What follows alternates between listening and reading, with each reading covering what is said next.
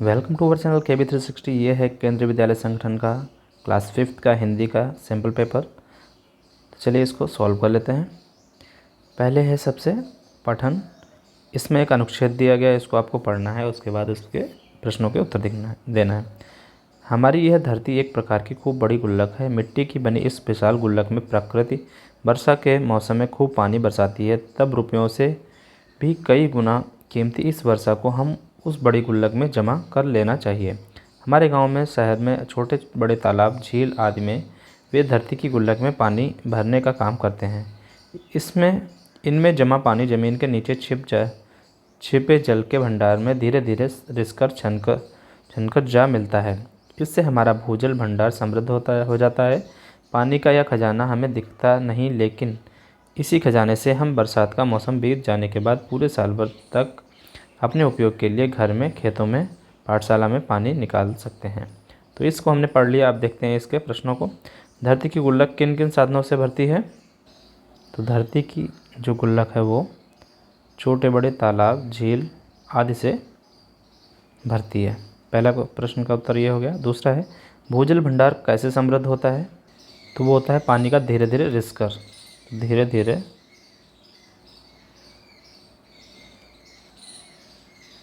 धीरे धीरे रिसकर। अगला है, किस मौसम में प्रकृति खूब पानी बरसाती है? तो इसका उत्तर होगा प्रकृति वर्षा के मौसम में। तो यहाँ पर हो जाएगा वर्षा के मौसम में। अगला है, बरसात का मौसम बीत जाने पर हमें पानी कहाँ से मिलता है? तो हमें पानी कहाँ से मिलता है? ज़मीन के अंदर से जो पानी जमा हो जाता है वहाँ से मिलता है। तो ज़मीन के अंदर से बोल सकते हैं, ज़मीन के अंदर से। रुपयों से भी कीमती क्या है? तो रुपयों से भी कीमती क्या है? वर्षा। वर्षा क्या है? रुपयों से भी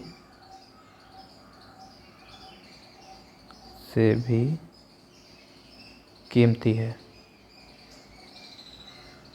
अगला है, तालाब, झील आदि का पानी रिसकर छनकर कहाँ जा मिलता है? धरती रूपी गुल्लक में। आपकी पाठशाला में पानी कहाँ से आता है? तो हमारी पाठशाला में पानी कहाँ से आता है? टंकी से आता है। और टंकी में कहाँ से आता है? ज़मीन से। तो इस तरह लिख सकते हैं, हमारी पाठशाला में पानी ज़मीन से आता है। अगला है, समानार्थक शब्द लिखो। धरती और खजाना। तो धरती का लिख सकते हैं धरा, खजाना का लिख सकते हैं दौलत।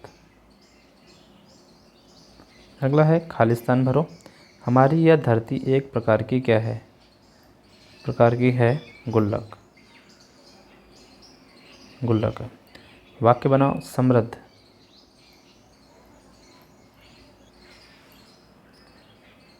हमारी धरती हरियाली से समृद्ध थी।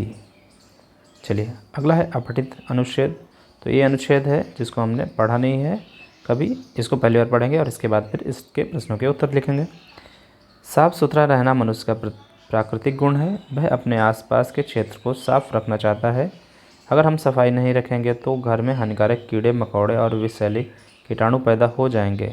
इनसे हमारा स्वास्थ्य खराब हो जाएगा। स्वास्थ्य रक्षा के लिए स्वच्छता बहुत अनिवार्य होती है। घर की सफाई के साथ साथ हमें बाहर की सफाई का भी ध्यान रखना चाहिए। घर की गंदगी को कूड़ेदान में ही डालनी चाहिए।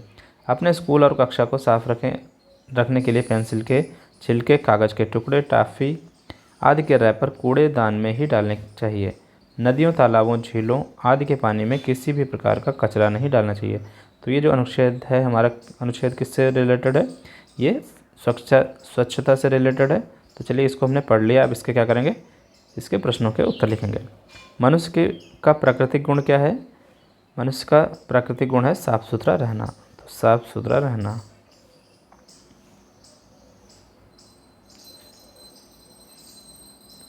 सुथरा रहना।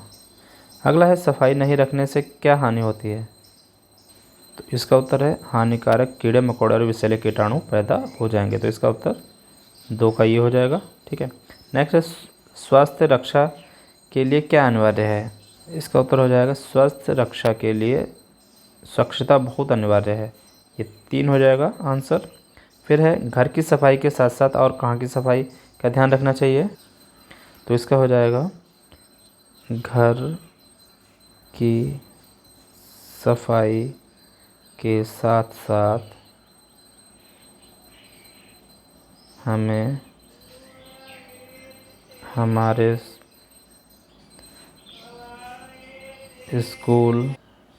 स्कूल कक्षा और आसपास की सफाई पर ध्यान रखना चाहिए। अगला प्रश्न है घर की गंदगी को कहाँ डालना चाहिए? कूड़ेदान में। कूड़ेदान में, इसको पूरा लिखेंगे। अगला है अपने स्कूल और कक्षा को कैसे साफ़ सुथरा रखेंगे? तो इसका उत्तर ये हो जाएगा हमें अपने स्कूल और कक्षा को साफ रखने के लिए पेंसिल के छिलके, कागज़ के टुकड़े, टॉफ़ी आदि के रैपर कूड़ेदान में डालने चाहिए। तो छठे प्रश्न का उत्तर हमारा ये हो जाएगा। फिर अगला है नदियों, झीलों, तालाबों आदि की सफाई में आप क्या योगदान दे सकते हैं? नदियों, झीलों, तालाबों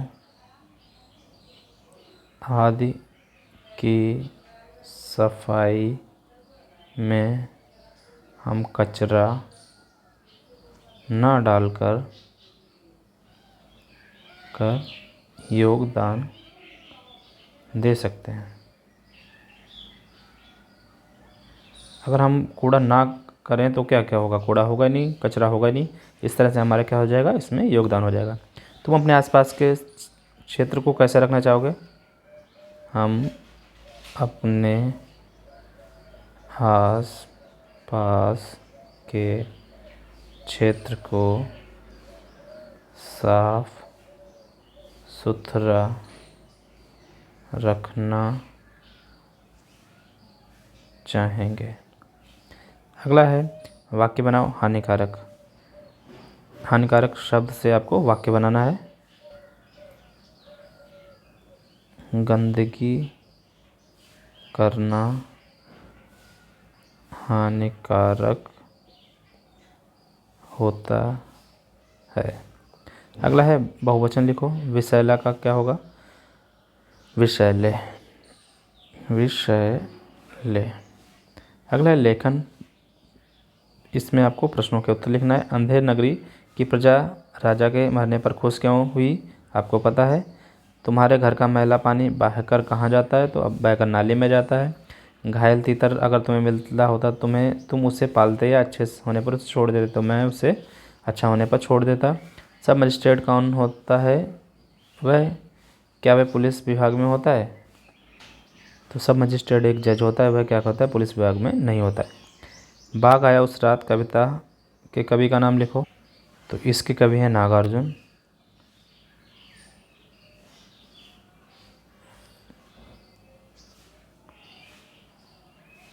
अगला है तुम्हारे घर में चावल का इस्तेमाल कैसे होता है? तो आपके घर में जो भी चीज़ें चावल की बनती हैं उसको बताना है। मेडल से चूड़ियाँ बनवा लेने पर दादी ने बुआ को महामूर्ख क्यों कहा? इसका प्रश्न का ये सारे प्रश्न आपको पढ़ने और अपने आप उत्तर देना है। फिर आगे देखते हैं। इसके बाद हमारे पास है व्याकरण पार्ट। इसको मैं आपको सॉल्व करके बताऊंगा। उचित कारक लगाकर खाली स्थान भरो। कोको की माँ ने कल दुकान से एक फूलदान खरीदा। मुहावरे का अर्थ लिखकर वाक्य में प्रयोग कीजिए। आँख बचाना, आँख बचाना मतलब ये होता है नज़र बचाकर निकल जाना। नज़र बचाकर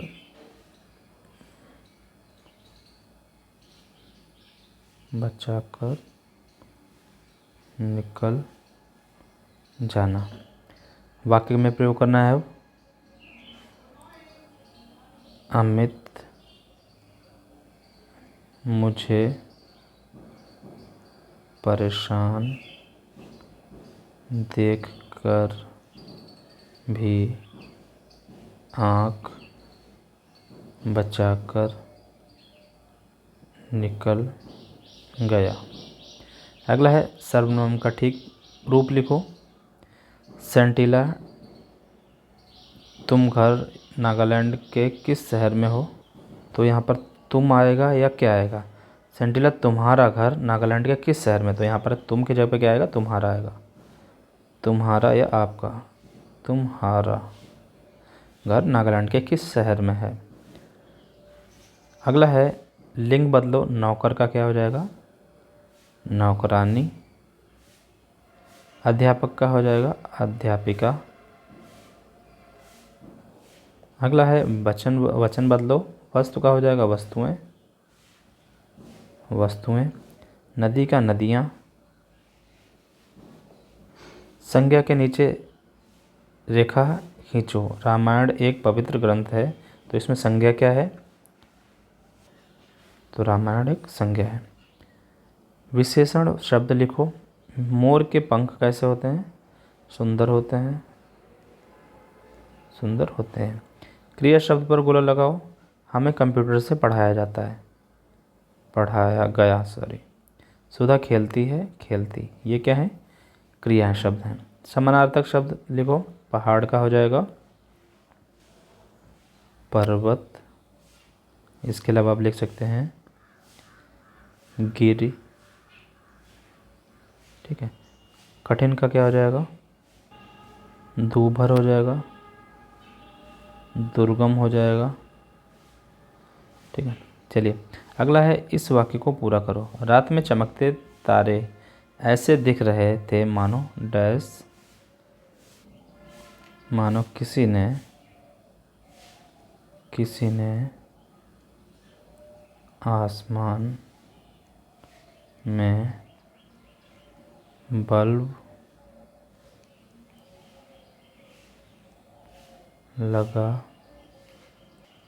लगा दिया। अगला है विलोम शब्द लिखो। लाभ का क्या हो जाएगा? हानि। निराश का हानि।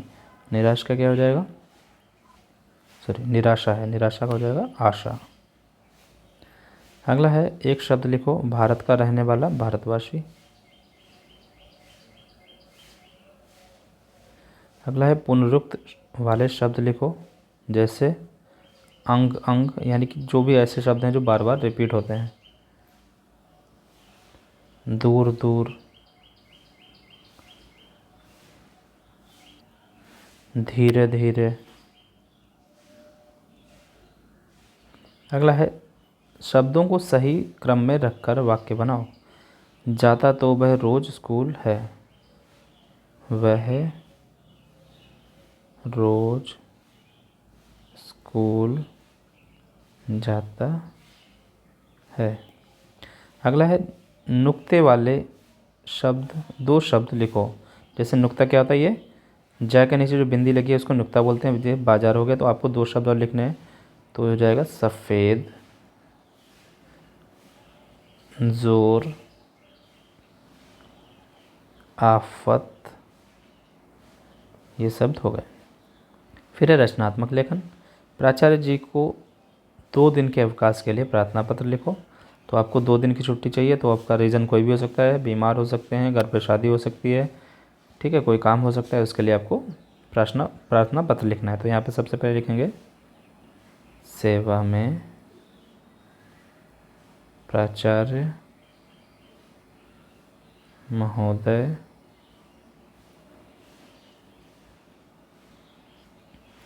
केंद्रीय विद्यालय, जो भी आपका है। फिर यहाँ पर क्या हो जाएगा?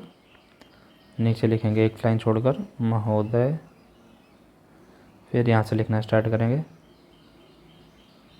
सविनय निवेदन इस प्रकार है कि मैं, आपका जो भी नाम है यहाँ पर आ जाएगा, विद्यालय में कक्षा 5 में पढ़ता हूँ और 2 दिन बाद मेरे बड़े भाई की शादी है, अतः आपसे निवेदन है कि मुझे 12/9/2023 से 13/9/2023 तक अवकाश प्रदान करने की कृपा करें। धन्यवाद। आपका आज्ञाकारी शिष्य। आपका जो भी नाम है यहाँ लिख देंगे। तो इस तरह आपको पत्र लिखना है, प्रार्थना पत्र। अगला है अपनी दादी जी के बारे में 5 वाक्य लिखो। तो अपनी दादी जी के बारे में आपको 5 वाक्य लिखना है। तो इसमें आप कुछ भी लिख सकते हैं जो भी आपको पसंद है। तो सबसे पहले मेरी दादी जी का नाम डैश है। मेरी दादी जी 90 वर्ष की हैं। ठीक है। फिर मेरी दादी मुझसे बहुत प्यार करती हैं। वह रोज़ मुझे कहानियाँ सुनाती हैं। मैं भी अपनी दादी को बहुत प्यार करता हूँ। जिस तरह से आप लिख सकते हैं कुछ भी। मैंने 5 वाक्य लिख दिए, आप भी लिख सकते हैं कुछ भी जो आपको मन में है। नदी के बारे में एक अनुच्छेद लिखिए। तो नदी के बारे में भी आपको इसी तरह लिखना है। नदी से हमें क्या क्या मिलता है, नदी के क्या लाभ हैं, नदी गंदी हो रही है तो कैसे हो रही है। तो जो भी आपके मन में यहाँ पर लिख सकते हैं। फिर इसके बाद है वर्तनी। सही शब्द पर गोला लगाओ। दायित्व। तो दायित्व होता है, तो ये वाला सही है। पर्यावरण और, तो ये दोनों एक जैसे हैं। एक में वाह होगा और एक में बा। तो पर्यावरण में वाह आता है, तो ये इसको कर देंगे। जिसमें ये बना होगा वो वाला गलत होगा। तो अगला है सही मात्राएं लगाएं। मजबूरी।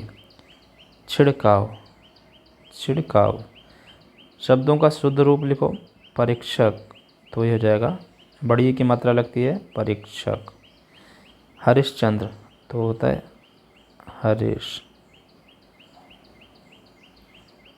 हरिश्चंद्र। फिर होगा फूलदान का फूलदान, यानी बड़े हो की मात्रा लगेगी, फूलदान।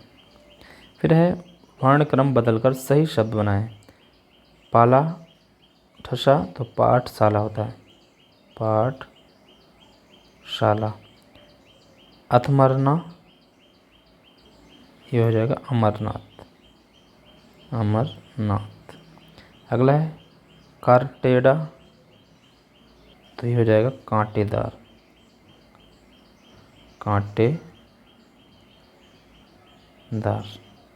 तो ये हमारा प्रश्न वर्तनी हो गई। इसके बाद एक सुलेख है, इसको अपनी अच्छी राइटिंग में आपको यहाँ लिखना है। तो ये था आज का हमारा पेपर। आई होप आप सभी को समझ में आ गया होगा। तो पढ़ते रहिए, मिलते हैं नेक्स्ट वीडियो में। Thank you.